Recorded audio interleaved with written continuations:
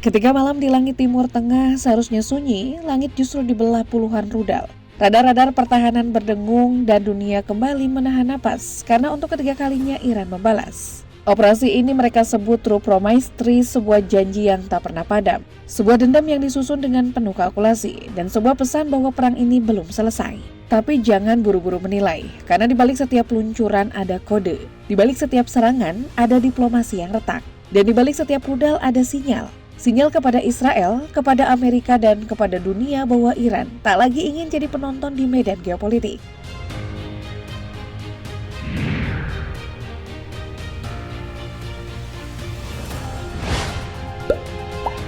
Dan sinyal itu berasal dari satu malam paling kelam dalam sejarah modern Iran. 14 Mei 2025, operasi Rising Lion dimulai. Tapi jangan tertipu oleh namanya, karena yang terbang di langit Iran bukan harapan, melainkan 200 jet tempur dan drone Israel dengan satu misi, melumpuhkan jantung pertahanan nuklir Iran. Dan mereka tidak main-main, 100 lokasi strategis diserang nyaris serempak, dari fasilitas pengayaan uranium di Natanz, Fordow hingga Isfahan. Bukan cuma bangunan yang hancur, tapi juga nyawa, 78 orang tewas, 320 lainnya luka-luka. Dan di antara mereka bukan orang-orang biasa. Kepala Korps Garda Revolusi Iran, Komandan Angkatan Udara Elit, mantan Kepala Keamanan Nasional, semua gugur dalam satu malam. Dan lebih dari itu 9 ilmuwan nuklir top Iran, mereka yang selama ini menjaga ambisi strategis negeri ini ikut terbunuh. Bagi Iran ini bukan sekedar serangan, ini penghinaan. Ini luka yang membelah harga diri bangsa, dan luka ini butuh dibalas. Ini titik baliknya. Saat rudal dibalas rudal dan janji dibayar dengan darah, tapi sebelum Iran membalas, dunia bertanya apakah Israel masih mematuhi aturan perang. Operasi Rising Lion bukan cuma serangan dadakan, ia juga pelanggaran terang-terangan terhadap hukum internasional. Israel menghantam lebih dari 100 lokasi termasuk zona padat penduduk dan yang paling fatal, fasilitas nuklir sipil Iran yang diawasi langsung Badan Tenaga Atom Internasional IAEA. Iran memang dibenci, tapi mereka masih anggota sah perjanjian non-proliferasi. Sebuah perjanjian untuk tidak mengembangkan senjata nuklir yang justru dulu ditolak mentah-mentah Israel. Dan penyenangan ini tanpa peringatan, tanpa otoritas PBB melanggar konvensi Jenewa dan mencederai sistem internasional. Dan ketika hukum tak lagi dihormati, hanya satu hal yang tersisa, pembalasan.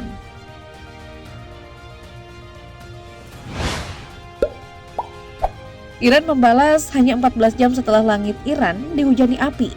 Bukan dengan kata-kata, tapi dengan gelombang demi gelombang rudal balistik dan drone kamikaze. Ratusan rudal dan drone dilancarkan, operasi True Promise 3 dimulai, dan tak ada yang bisa menahannya.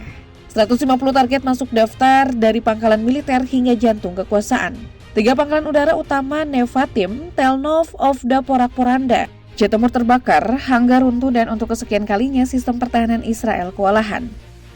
Iron Dome, David Sling, Arrow, sistem-sistem miliaran dolar ini tak mampu menghadapi serangan dari segala arah dan ketinggian sekaligus. Sebagian memang berhasil dicegat, tapi sejumlah lainnya berhasil tembus menghantam targetnya. Langit Israel bocor, sistem pertahanan Iron Dome mengalami kerusakan. Tak berhenti di sana, Iran menghantam kompleks Kiryat di Tel Aviv, jantung komando militer Israel. Markas yang selama ini disebut Pentagonnya Zionis. Hasilnya 3 orang tewas, puluhan luka-luka. Bangunan hancur, infrastruktur lumpuh, dan di luar ruangan, kekacauan, bandara sipil ditutup. Sistem listrik padam sebagian, sejumlah bangunan rusak parah. Tel Aviv jatuh ke dalam malam yang asing, tanpa cahaya, tanpa arah, dan tanpa keyakinan bahwa langit masih bisa dipercaya. Iran bukan cuma meledakkan rudal, mereka meledakkan kepercayaan Israel pada keunggulannya sendiri. Dan dunia untuk pertama kalinya kita melihat bahwa dominasi bisa runtuh seketika. Dan ketika langit terbakar, pemimpinnya kabur. Benjamin Netanyahu, Perdana Menteri Israel, dilaporkan terbang ke Yunani, meninggalkan warganya yang ia minta untuk tetap bertahan di tengah kobaran balasan Iran. Tapi yang lebih keji bukan pelariannya, melainkan bagaimana pemerintahnya bertahan dengan menjadikan rakyat sendiri sebagai tameng. Kompleks militer Kiryat, markas intelijen, komando militer, dan pusat serangan Israel diletakkan di jantung kota padat penduduk. Militer bersembunyi di balik sekolah, rudal di balik rumah warga, dan pusat komando di tengah taman bermain. Lalu saat rudal Iran menghantam target militer, Israel buru-buru melarang warganya merekam. Larangan menyebarkan dampak serangan, media dikunci, gambar disaring. Yang dipamerkan hanya kerusakan di Tel Aviv, kawasan padat penduduk. Seolah-olah Iran membabi buta. Padahal fakta di medan berbeda. Iran menarget 3 pangkalan militer utama dan berhasil. Tapi Israel memilih narasi, bukan kejujuran ketika pemimpinnya kabur dan rakyatnya dijadikan perisai. Bukan kekuatan yang sedang diperhatikan, melainkan kekacauan yang coba ditutup. Di Israel rakyat panik, media dikunci, pemimpinnya kabur. Tapi di Teheran yang muncul justru ketenangan. Tanpa teriakan, tanpa propaganda bahwa Iran hanya menyerang fasilitas militer, ini hak Iran untuk membela diri. Tak ada sensor, tak ada drama, yang ada pesan. Pesan bahwa agresi akan dibalas. Dan jika Israel menyerang lagi, respon Iran tidak akan terbatas. Dunia melihat dua hal, yang satu membakar kebenaran dan yang satu membakar markas militer.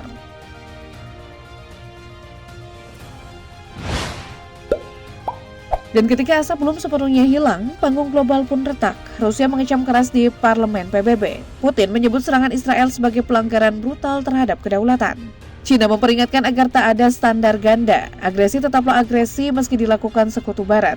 Dan dunia Arab meski sering berselisih dengan Iran, ikut mengutuk serangan besar-besaran Israel ke Iran. Sementara itu di Washington, sebagian parlemen bertepuk tangan, mendukung Israel, menyalahkan Iran, padahal serangan pertama bukan datang dari Iran. Amerika bahkan ikut bantu tembak jatuh rudal-rudal Iran, langsung terbuka tanpa malu. Di sisi lain, warga Amerika justru protes. Lalu Uni Eropa mengutuk Iran, bukan karena menyerang duluan, tapi karena berani membalas. Begitulah panggung dunia, kebenaran bukan soal fakta, tapi siapa yang duduk di barisan depan.